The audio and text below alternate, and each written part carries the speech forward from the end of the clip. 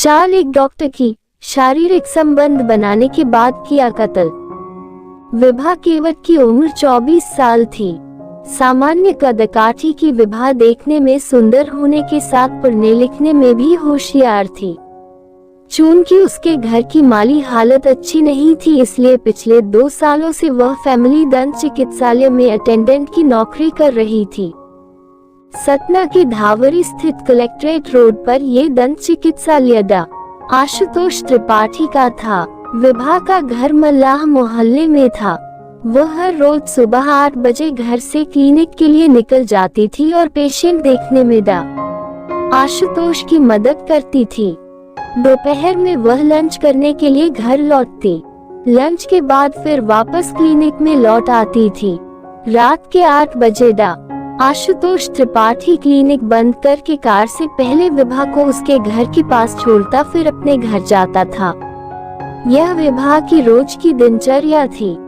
नौकरी में अपना अधिकतर समय देने के बाद भी विभा पढ़ाई के लिए समय निकाल लेती थी। उसका सपना LLB करके वकील बनने का था। वह एक प्राइवेट कॉलेज से LLB कर रही थी। चूंकि घर की हालत सही न होने के कारण वह अपनी पढ़ाई के खर्चों को पूरा करने में असमर्थ थी, इसलिए पिछले 2 सालों से इस क्लिनिक में नौकरी कर रही थी। वह अपने काम से खुश थी और जिंदगी सामान्य ढर्रे पर चल रही थी। वह रोज की तरह घर से ड्यूटी पर गई थी। दोपहर के समय वह घर आए और लंच करके वापस ड्यूटी पर लौट गई। उस रात 9 बजे तक वह घर नहीं लौटी तो उसके पिता रामनरेश केवट और मां रमरतिया की आंखों में परेशानियों के बादल घुमड़ने लगे। उसका मोबाइल फोन भी स्विच ऑफ था। उनके मन में तरह तरह के बुरे ख्याल आ रहे थे। रात भर इंतजार के बाद सुबह भी विभा घर नहीं लौटी तो क्लिनिक खुलने के समय दोनों डॉक्टर से मिलने उसके क्लिनिक जा पहुंचे। डा आशुतोष क्लिनिक में पेशेंट देख रहे थे। बुरी तरह परेशान रामनरेश केवट ने जब डा आशुतोष से बेटी के बारे में पूछा तो उसने विभा के घर नहीं पहुंचने पर हैरानी जाहिर करते हुए कहा कि कल शाम विभा ने उससे पगार के 6000 रुपए लिए और कुछ जरूरी काम से बाहर जाने की बात कहकर चली गई थी। लगता है उसने कहीं दूसरी जगह काम पकड़ लिया है। चिंता न करो, वह कुछ दिनों में खुद ही घर लौट आएगी। रामनरेश और रमरतिया वहां से घर लौट आए और बार बार विभा के मोबाइल पर कॉल कर उससे संपर्क साधने का प्रयास करते रहे, लेकिन बीती रात से ही उसका मोबाइल स्विच ऑफ आ रहा था। रामनरेश ने अपने सभी रिश्तेदारों से फोन कर पूछा, लेकिन निराशा ही हाथ लगी। बाद में रामनरेश ने फिर डा आशुतोष त्रिपाठी से विभा के बारे में पूछा तो उसने बताया कि विभा ने उसके यहाँ से नौकरी छोड़ दी है। वह तुम लोगों से नाराज है और किसी दूसरी जगह पर कमरा लेकर रहने लगी है। उसने अपना फोन नंबर भी बदल लिया है। विभा ने कहां पर कमरा लिया है इसकी जानकारी उसे नहीं है। बेटी के अलग रहने की बात रामनरेश और रमरतिया के गले से नहीं उतरी। फिर भी उन्होंने बेटी की तलाश में शहर का चप्पा चुप्पा छान मारा, लेकिन वह उसका पता लगाने में नाकामयाब रहे। किसी की समझ में नहीं आ रहा था कि उसे जमीन निगल गई या आसमान खा गया। दरअसल विभा के माता पिता को ऐसा लग रहा था जैसे डॉक्टर को विभा के बारे में जानकारी है और वह शायद बाद में विभा के बारे उन्हें बता देगा। विभा की तलाश करते करते 1.5 महीने गुजर जाने के बाद भी जब उसका पता नहीं चला तो रमरतिया ने 1 फरवरी 2021 को धवारी की सिटी कोतवाली में बेटी की गुमशुदगी दर्ज करा दी और पुलिस अधिकारियों से उसे तलाश करने की गुहार लगाई। सिटी कोतवाली इंस्पेक्टर अर्चना द्विवेदी ने 24 वर्षीय युवती विभा केवट के गायब होने के मामले को गंभीरता से लिया। वह इसकी जांच में जुट गईं। इंस्पेक्टर अर्चना द्विवेदी ने विभा के माता पिता से उसके गायब होने के बारे में विस्तार से पूछताछ की तो उन्होंने बताया कि 14 दिसंबर की सुबह विभा डा आशुतोष के क्लिनिक में ड्यूटी पर गई थी, जहां डॉक्टर के अनुसार उसने शाम तक ड्यूटी की। इसके बाद वह डॉक्टर से 6000 रुपए लेने के बाद कहीं दूसरी जगह रहने चली गई। उसने अपना मोबाइल नंबर भी बदल लिया था। ये जानकारी मिलने के बाद इंस्पेक्टर अर्चना द्विवेदी ने डा आशुतोष त्रिपाठी को कोतवाली बुलाकर उससे विभा केवट के बारे में पूछताछ की। थोड़ी पूछताछ के बाद डा आशुतोष को घर जाने की इजाजत मिल गई, लेकिन डॉक्टर के बार बार बदले बयानों को लेकर इंस्पेक्टर अर्चना द्विवेदी को उस पर संदेह हो गया था। उन्होंने डा आशुतोष त्रिपाठी और विभा के मोबाइल नंबर की कॉल डिटेल्स निकलवा कर देखी तो पता चला कि विभा ने आखिरी बार 14 दिसंबर को डा आशुतोष त्रिपाठी से 750 सेकंड बातें की थी।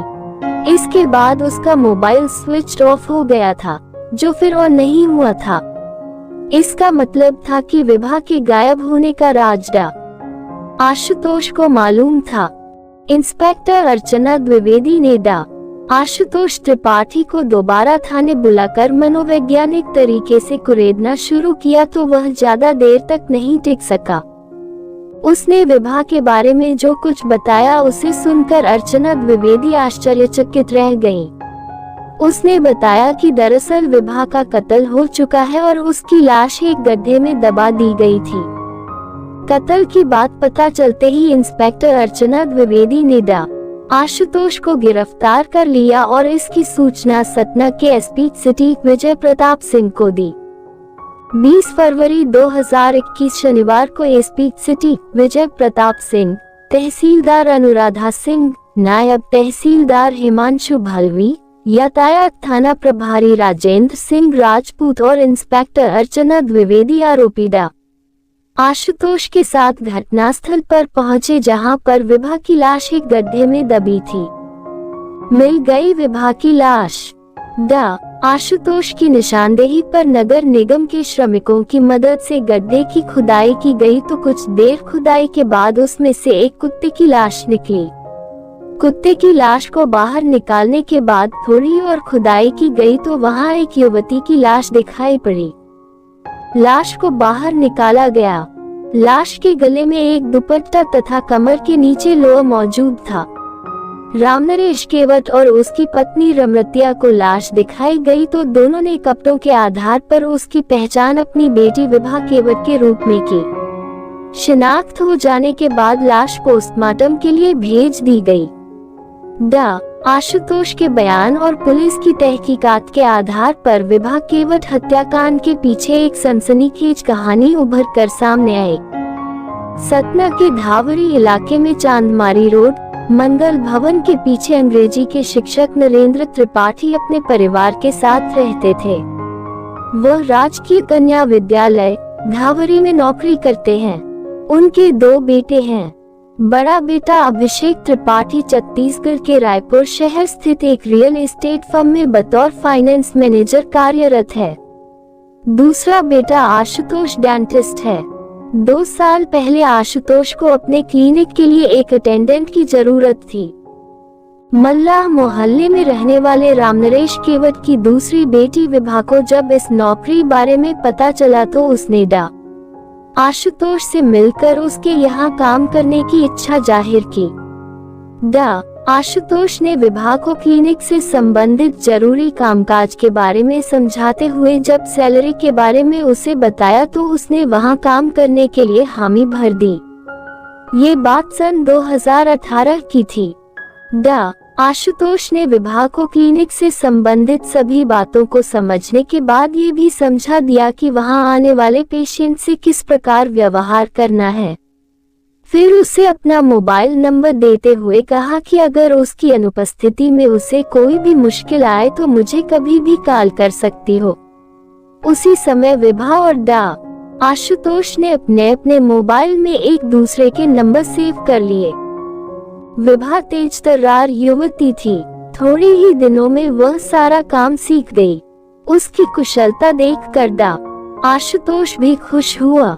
विभा यहाँ काम पाकर पूरी तरह संतुष्ट थी, क्योंकि उसके प्रति डॉक्टर का व्यवहार ठीक था।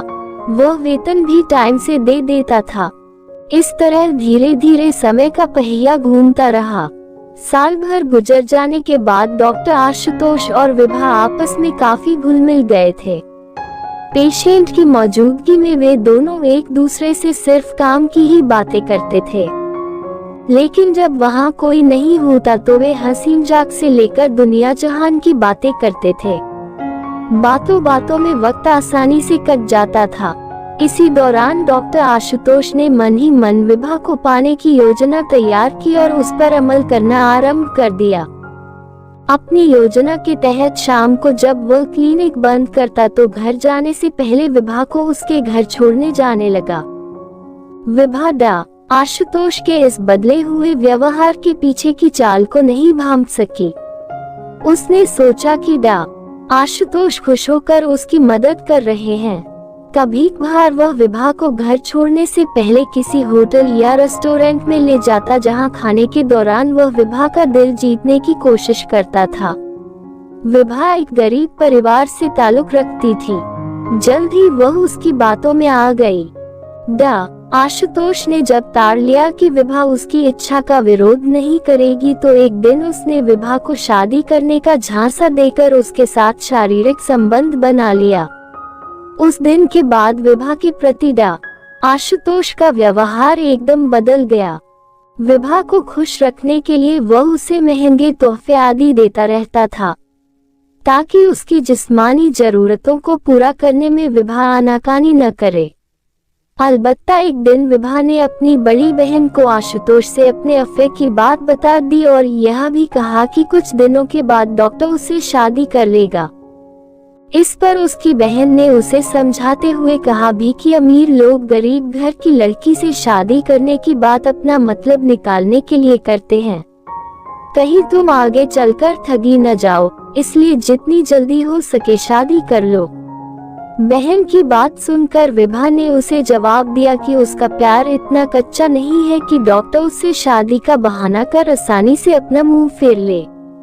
उस वक्त कहने के लिए तो विभा ने बड़े ही आत्मविश्वास के साथ अपनी बड़ी बहन को जवाब दे दिया, लेकिन उसी दिन उसने मन में ठान लिया कि वह डॉक्टर से जल्द शादी करने को कहेगी।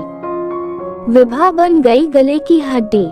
इसके बाद जब भी आशुतोष विभा को शारीरिक संबंध बनाने के लिए राजी करने की कोशिश करता तो वह उससे पहले शादी करने की बात करती। इतना ही नहीं, जब भी दोनों क्लिनिक में अकेले होते वह उससे शादी करने का दबाव डालना शुरू कर देती थी। आशुतोष एक बड़े परिवार से ताल्लुक रखता था। समाज में उसकी अपनी अच्छी खासी हैसियत थी। उसने तो केवल विभा के साथ मौज मस्ती करने के लिए उससे शादी की बात कही थी। वास्तव में उसने दिल से कभी विभा से शादी के बारे में सोचा तक नहीं था। इसलिए जब विभा ने उस पर शादी का अधिक दबाव बनाना शुरू किया तो 14 दिसंबर 2020 को आशुतोष ने बात बढ़ जाने पर विभा की गला घोंटकर हत्या कर दी। उस समय क्लिनिक में उन दोनों के सिवा कोई नहीं था। विभा की हत्या करने के बाद आशुतोष ने उसकी लाश एक बोरी में डालकर क्लिनिक के अंदर ही एक कोने में रख दी। अगले दिन वह क्लिनिक में पेशेंट का इलाज करते हुए मन ही मन विभा की लाश को ठिकाने लगाने की तरकीब सोचता रहा। दोपहर के बाद उसने कुछ मजदूरों को बुलाया और क्लिनिक के पीछे बारिश का गंदा पानी जमा करने की बात कहकर एक 6 फुट गहरा गड्ढा खुदवाया। रात को उसने विभा की लाश गड्ढे में डालकर उसके ऊपर नमक डाला, फिर उस पर थोड़ी मिट्टी डाल दी। इसके बाद कहीं से उसने एक कुत्ते की लाश का इंतजाम किया। कुत्ते की लाश को उसी गड्ढे में डालने के बाद उसने उसके ऊपर अच्छी तरह मिट्टी भर दी। कुत्ते की लाश गड्ढे में इसलिए डाली गई कि ताकि विभा की लाश की बदबू आसपास फैलने पर अगर लोग बदबू उठने का कारण पूछे तो वह सबको बता सके कि वहां कुत्ते की लाश दबाई गई है। इस तरह विभा की लाश इस गड्ढे में दबी होने की बात उजागर नहीं होगी। लेकिन पुलिस को विभा की अंतिम काल और उसके मोबाइल फोन की लोकेशन के आधार पर आशुतोष के ऊपर शक हो गया। जब उससे थोड़ी सख्ती बरती गई तो उसने सारा सच उगल दिया। विभा की लाश का डीएनए टेस्ट कराने के लिए सैंपल भी सुरक्षित रख लिया गया ताकि तय हो सके कि लाश विभा की ही थी। विभा की लाश की बरामदगी के बाद इस मामले में हत्या और साजिश की धारा 302, 201 जोड़ दी गई। पुलिस ने आशुतोष त्रिपाठी से पूछताछ करने के बाद उसे गिरफ्तार कर सतना की अदालत में पेश किया गया, जहां से उसे न्यायिक हिरासत में भेज दिया गया। दोस्तों, हमारे अगली स्टोरी सुनने के लिए हमारे चैनल को लाइक सब्सक्राइब जरूर करें। Thank you.